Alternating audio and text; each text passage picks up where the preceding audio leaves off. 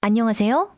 오늘 함께 분석할 지문은 질문에 대한 우리의 통념을 깨는 흥미로운 글입니다. 우리는 보통 질문을 하면 답을 원한다고 생각하죠. 하지만 이 글은 질문이 사실은 해결해달라는 문제를 다른 방식으로 표현하는 것이라고 말합니다. 이 관점을 따라가며 글의 논리를 파헤쳐 보겠습니다. 글의 전체적인 흐름을 먼저 잡아볼게요. 처음에는 질문은 사실 문제다라는 핵심 주장을 던집니다. 그리고 나서는 사실이지만 쓸모없는 나쁜 답변의 예를 보여주죠.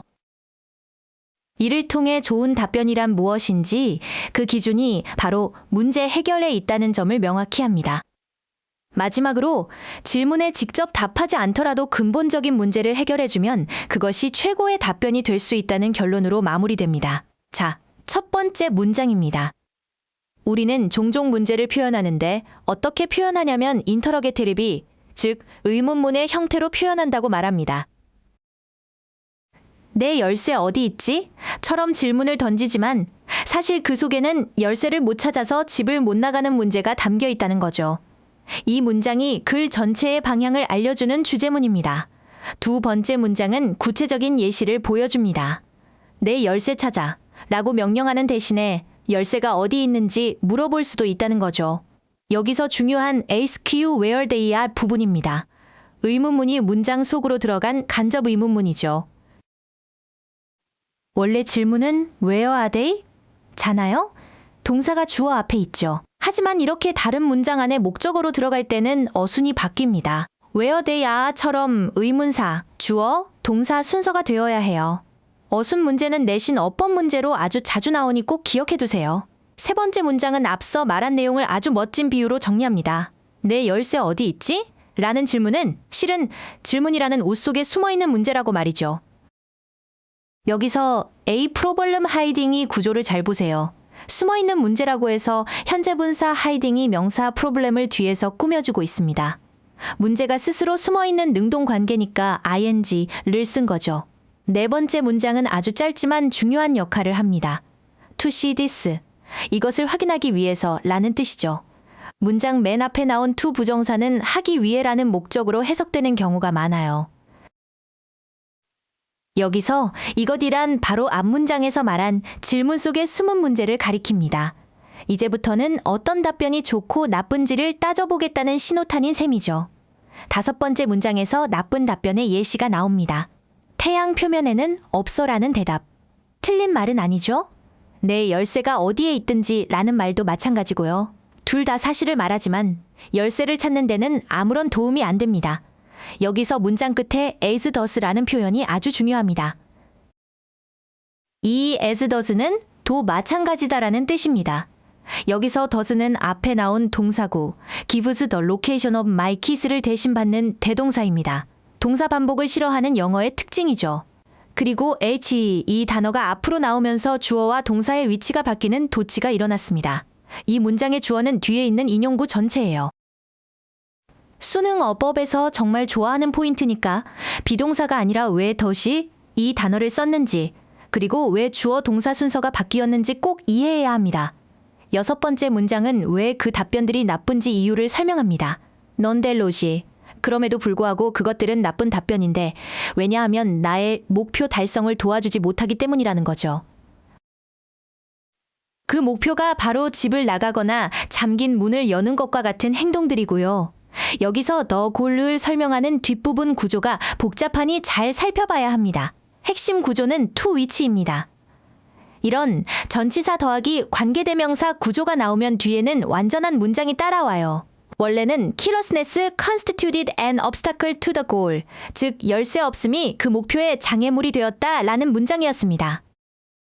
여기서 to the goal 부분이 관계대명 사절로 바뀌면서 to 위치가 된 거죠. 해석할 때는 그런데 그 목표에 대해서는 하고 자연스럽게 연결하면 됩니다. 일곱 번째 문장입니다. 이번에는 다른 답변을 생각해보라고 하네요. Consider the reply. 그 답변을 고려해봐라. 어떤 답변이냐면 그것들 내 방에 있어 라는 대답입니다. 앞선 예시들과는 뭔가 좀 다르죠? 훨씬 더 도움이 될 것 같은 느낌이 듭니다. 하지만 이 답변도 무조건 좋은 건 아니라고 여덟 번째 문장에서 말합니다. 방이 작고 깨끗하면 좋은 답변이지만 크고 지저분하다면 그 위치가 more clearly specified, 더 명확하게 명시될 필요가 있다는 거죠. 즉, 좋은 답변이란 것도 상황에 따라 달라진다는 중요한 포인트를 짚어주고 있습니다. 여기서 어법적으로 중요한 부분은 need the location specified입니다. 오형식 구조인데요. 목적어인 the location과 목적격 보어인 specified의 관계를 따져봐야 합니다. 위치는 스스로 명시하는 게 아니라 사람에 의해 명시되는 것이죠. 이렇게 목적어와 보어의 관계가 수동일 때는 과거분사, 즉 PP 형태를 써야 합니다. 9번째 문장이 이 글의 주제를 한 문장으로 요약하는 핵심 문장입니다. Whether or not it is a good reply, 그것이 좋은 답변인지 아닌지는 is a function of whether or not it solves the problem. 그것이 문제를 해결하는지 아닌지의 함수이다 라고 말합니다. 함수라는 말은 결국 거기에 달려있다는 뜻이죠. 좋은 답변의 유일한 기준은 바로 문제 해결이라는 겁니다. 문법적으로는 whether가 이끄는 명사절이 주어로 쓰인 점을 주목해야 합니다. Whether or not it is a good reply, 이 긴 덩어리 전체가 주어예요. 이렇게 절이 주어로 올 때는 하나의 개념으로 취급해서 항상 단수 동사를 씁니다. 그래서 뒤에 어이가 아니라 이시가 온 거죠. 수일치 문제로 자주 출제되는 유형입니다. 10번째 문장은 한 걸음 더 나아간 예시를 보여줍니다. 내 열쇠 어디 있어? 라는 질문에 여기, 내 것 가져가라는 대답이 좋은 답변이 될 수 있다는 거죠. 어떤 조건에서요? If what is needed, 만약 필요한 것이 is to leave the house quickly, 집을 빨리 나가는 것이라면 말이죠. 질문에 대한 답은 아니지만 진짜 문제인 집을 못 나가는 상황을 해결해 주니까요. 이 문장에서는 what is needed 라는 표현을 눈여겨봐야 합니다. 여기서 what은 선행사를 포함하는 관계대명사로 하는 것이라고 해석되죠. The thing that is needed와 같은 의미입니다. 이 what이 이끄는 절 전체가 if절 안에서 주어 역할을 하고 있습니다. 뒤에 is라는 동사가 바로 따라오죠. that과 구별하는 문제가 자주 나오니 앞에 선행사가 없고 뒤 문장이 불완전할 때 what을 쓴다는 점을 기억하세요. 마지막 11번째 문장이 글 전체를 마무리하는 결론입니다. 좋은 답변은 내 열쇠 어디 있어? 라는 질문에 굳이 답을 할 필요가 없다는 겁니다. 어떤 조건 하에서요? Along as it resolves the problem. 그것이 문제를 해결하는 한 말이죠. 여기서 along as는 하는 한이라는 조건을 나타내는 접속사입니다. 그 문제가 바로 집을 나갈 수 없는 문제고요. 결국 답변의 핵심은 정보 제공이 아니라 문제 해결이라는 메시지를 다시 한번 명확히 전달하며 글이 끝납니다. 이 글을 정확히 이해하기 위해 핵심 어휘들의 관계를 정리해 봅시다. 모든 것은 problem, 즉 문제에서 시작합니다. 질문은 이 문제를 표현하는 방식일 뿐이죠. 이 문제를 해결하려는 이유는 궁극적인 goal, 목표를 달성하기 위해서입니다. 따라서 좋은 답변인지 아닌지를 판단하는 기준은 solves the problem, 문제를 해결하는가가 되고요. 이 둘의 관계를 필자는 function, 즉 함수 관계라고 표현하며 논리적으로 연결했습니다. 이 단어들의 관계만 알아도 글의 뼈대가 보일 겁니다. 오늘 우리는 질문의 진짜 의미에 대한 글을 분석해 봤습니다. 이 질문은 곧 문제 해결 요청이다라는 하나의 메시지를 향해 논리적으로 달려가는 구조를 가지고 있죠.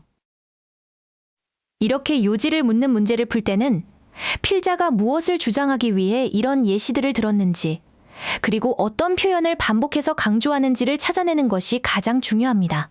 오늘 강의는 여기까지입니다. 핵심 흐름과 표현들을 다시 한번 떠올려 보세요. 수고 많으셨습니다.